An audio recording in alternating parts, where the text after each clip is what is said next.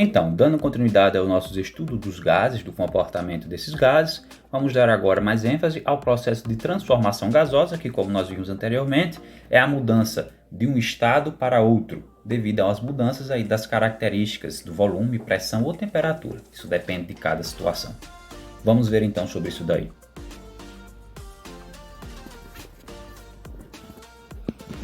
Antes de adentrarmos nos tipos de transformações, é necessário a gente ter em mente uma coisa. A primeira delas é de que, para o estudo das transformações gasosas, consideramos o gás envolvido nas situações como sendo gases ideais. Então, para esses estudos, já sabemos que esses gases são chamados de ideais. E o que são esses tais de gases ideais? São gases em que eles estão sujeitos a baixas pressões e altas temperaturas. Sabemos disso, então, vamos começar o nosso estudo das transformações gasosas. A primeira delas é a seguinte: é a chamada transformação isotérmica. Cada transformação recebe um nome diferente e a gente vai entender como é fácil analisar e saber a que ele se refere. Primeiramente, aqui nós temos a palavra térmica, que com certeza vem de temperatura, certo? Então, isotérmica está relacionada à temperatura. Então, é a transformação que se relaciona à temperatura.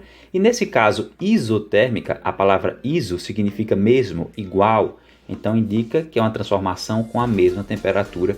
Vamos então dar uma definição de forma geral, que é a seguinte: é uma transformação gasosa na qual a temperatura permanece constante. Vamos ver então a animação para a gente analisar o que acontece com as outras grandezas nessa situação. Vimos pela definição. Isotérmico é quando a temperatura permanece constante. Nesta região aqui nós temos a possibilidade de manter constante alguma dessas grandezas e aqui nós vamos manter a temperatura. Então, quando eu modificar aqui o volume, por exemplo, percebemos que a temperatura permanece com o mesmo valor, isso porque ela está constante, ou seja, nós temos aqui uma transformação isotérmica. Porém, apesar da temperatura se manter constante, o volume sofreu uma alteração e a pressão sofreu uma alteração. Vamos aumentar o volume e verificar isto. Veja aqui, se eu mudar o volume, a pressão acaba mudando também. Então, numa transformação isotérmica, a temperatura permanece constante, porém os dois outros parâmetros vão ser modificados quando houver uma mudança de estado. Visto isso, vamos apresentar aqui então também o gráfico dessa transformação. Este gráfico que nós temos aqui é um gráfico que a gente pode analisar a pressão pelo volume. Observe que nesse caso daqui é um gráfico P por V, não aparece o valor de temperatura. A curva que nós vemos aqui, ela tem um nome característico e ela é chamada de isoterma, porque ela é a curva da transformação isotérmica. Todas as vezes que encontrarmos um gráfico de pressão por volume com essa característica de curva, já sabemos que ele fala de uma transformação isotérmica. Além disso, nós precisamos utilizar aqui os dados da pressão, volume e temperatura para fazer alguns cálculos quando for necessário. E para essa transformação isotérmica, nós utilizamos a lei de Boyle, que é uma equação, como nós vamos ver agora, que se escreve da seguinte maneira: P1 vezes V1 é igual a P2 vezes V2. P1 é a pressão do estado 1, V1 é o volume do estado 1, enquanto V2 é a pressão do estado 2 e V2 é o volume do estado 2, e assim sucessivamente se existirem outros estados. Vamos agora analisar como é que a gente pode utilizar essa equação, chamada de lei de Boyle, em um problema. Bom, antes da gente começar a responder, é importante que em todas as questões que nós tivermos daqui para frente, vocês mesmos possam responder antes que eu responda, tentando fazer por si próprios, para que só depois vocês possam corrigir e ver se conseguiram ou não fazer de forma correta. Esse primeiro exemplo diz o seguinte para a gente: um gás ideal encontra-se a 300 Kelvin, com pressão de 2 atm e volume de 2 litros. Após uma transformação, na qual a temperatura permaneceu constante, a pressão passou a ser de 4 atm. Qual o volume final desse gás? Então aqui é uma espécie de problema relativamente simples. Nós já sabemos que aqui se trata de uma transformação isotérmica, mas a gente deve ter a certeza disso, e as palavras dentro da questão nos entregam se realmente é ou não isotérmico. Como é que a gente vai saber nesse caso daqui? Nesse caso, nós temos que analisar o que ele fala a respeito da temperatura, da pressão ou do volume. E nesse caso daqui em específico, ele diz, na qual a temperatura permaneceu constante. Então, se ele diz que a temperatura permaneceu constante, então nós temos aí certeza que é uma transformação isotérmica. Vamos então tirar os dados dessa questão para poder resolver. O primeiro dado que aparece para a gente aqui é a temperatura. Mas como é uma transformação isotérmica, esse valor de temperatura aqui não vai ser necessário na hora dos cálculos. Então a gente não vai precisar anotá-lo. Então vamos pegar aqui a pressão, que ele diz que é de 2 atm, que é a pressão inicial.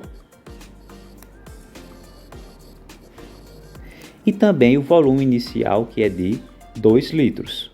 Então V1 é igual a 2 litros.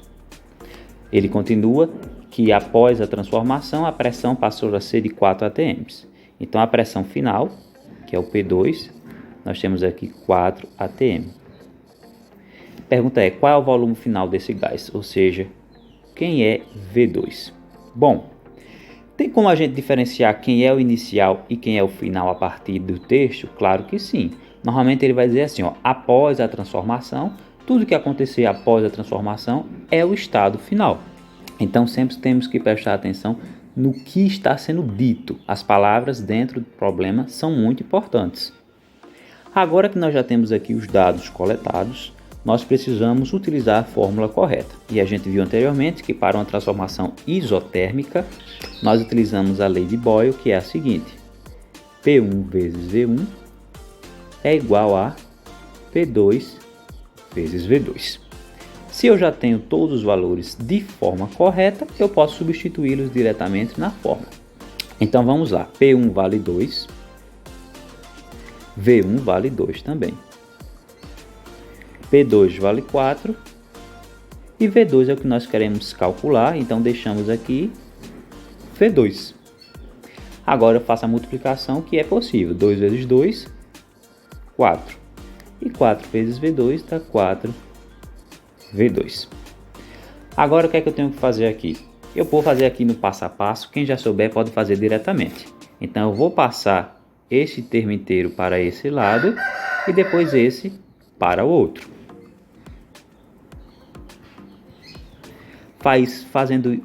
Fazendo isso então, 4V2 passando para cá, vem negativo, menos 4V2. E 4 passando para cá também vem negativo, menos 4. Como aqui a gente nota que ficaram dois sinais negativos, eu vou multiplicar esta equação por menos 1 para inverter esses sinais, ficando tudo então de forma positiva. Agora sim, como eu quero achar V2, eu deixo ele desse lado e passo este outro 4 dividindo com o outro lado. Então quem será o V2? Será 4 dividido por 4, que é 1.